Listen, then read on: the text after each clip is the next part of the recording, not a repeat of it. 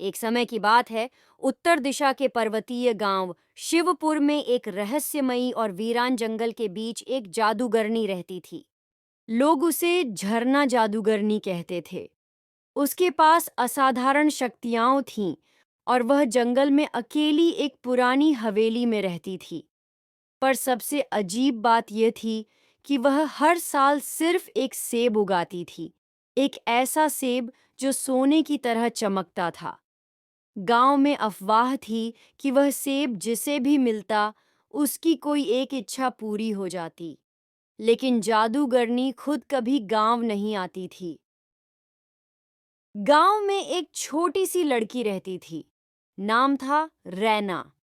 वह होशियार, बहादुर और दिल की बहुत साफ थी। उसके पापा बीमार रहते थे और माँ सिलाई करके घर चलाती थी। रैना को अपने पिता को बचाने की बहुत चिंता थी, लेकिन उनके इलाज के लिए बहुत सारे पैसे चाहिए थे। एक दिन उसने अपनी माँ से पूछा, माँ, अगर मुझे वो जादुई सेब मिल जाए तो क्या पापा की बीमारी ठीक हो जाएगी? अगर दिल सच्चा हो तो जादू भी काम करता है बेटी। रैना ने ठान लिया कि वह उस जंगल में जाकर जादूगरनी से वह सेब मांगेगी।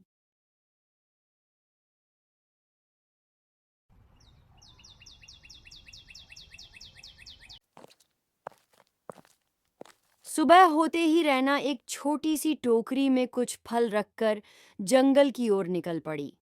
रास्ते में उसने हर जानवर से नम्रता से बात की। कभी प्यासे हिरण को पानी दिया तो कभी खरगोश की मदद की। जैसे जैसे वह जंगल के भीतर जाती गई, पेड़ खुद ब खुद रास्ता देने लगे। ऐसा लग रहा था कि पूरा जंगल उसकी मदद कर रहा है। आखिरकार वह जादूगरनी की हवेली तक पहुंच गई। जैसे ही रैना ने दरवाजा खटखटाया, एक काली बिल्ली दरवाजे पर आई और फिर अंदर चली गई। कमरे के बीचों बीच एक लंबा सिंहासन था, जिस पर झरना जादूगरनी बैठी थी। उसकी आंखें नीली थीं और बाल चांदी जैसे चमकते थे। वह बोली, तू कौन है बच्ची, और मेरे जादुई सेब के पीछे क्यों आई है? मैं रहना हूँ। मेरे पापा बहुत बीमार हैं। मैं कुछ नहीं चाहती, सिर्फ उन्हें ठीक करना चाहती हूँ। मैंने सुना है आपका सेब चमत्कारी है। हर कोई इस सेब को पाने आता है, लेकिन बहुत कम लोग इसके लायक होते हैं। मैं तुझे 3 परीक्षाएं दूंगी। अगर तू सच्चे दिल से उन्हें पार कर ले, तो सेब तेरा। जादूगरनी ने उसे एक थैला दिया और कहा, इसमें कुछ चांदी के सिक्के हैं। तू चाहे तो इन्हें रख सकती है, लेकिन जंगल में एक बूढ़ी औरत मिलेगी जिसे इन पैसों की जरूरत है। देखना क्या करती है। जैसे ही रैना वापस लौटी, उसे रास्ते में एक बूढ़ी औरत मिली, जिसके कपड़े फटे थे और शरीर कांप रहा था। रैना ने बिना कुछ सोचे थैला उसे दे दिया। जादूगरनी की आवाज हवा में गूंजी, पहली परीक्षा पास। अगले मोड़ पर रैना के सामने एक डरावना चीता। वह गुर्राते हुए बोला, आगे बढ़ी तो खा जाऊंगा। अगर मुझे डर के कारण पीछे हटना होता तो मैं घर से निकलती ही नहीं। मुझे बस अपने पिता को बचाना है। चीता हंस पड़ा और धुएं में बदल गया। दूसरी परीक्षा पास। अब रैना को एक नीली झील के किनारे ले जाया गया।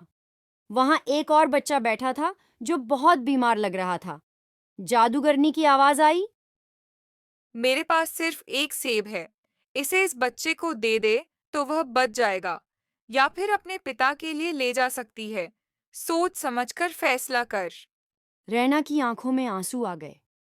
वह जानती थी कि उसके पिता बहुत बीमार हैं, लेकिन वह बच्चे को देखकर कहने लगी, अगर मेरे पापा होते तो यही कहते कि इस बच्चे की जान बचा लो, इसलिए ये सेब इसे दे दो।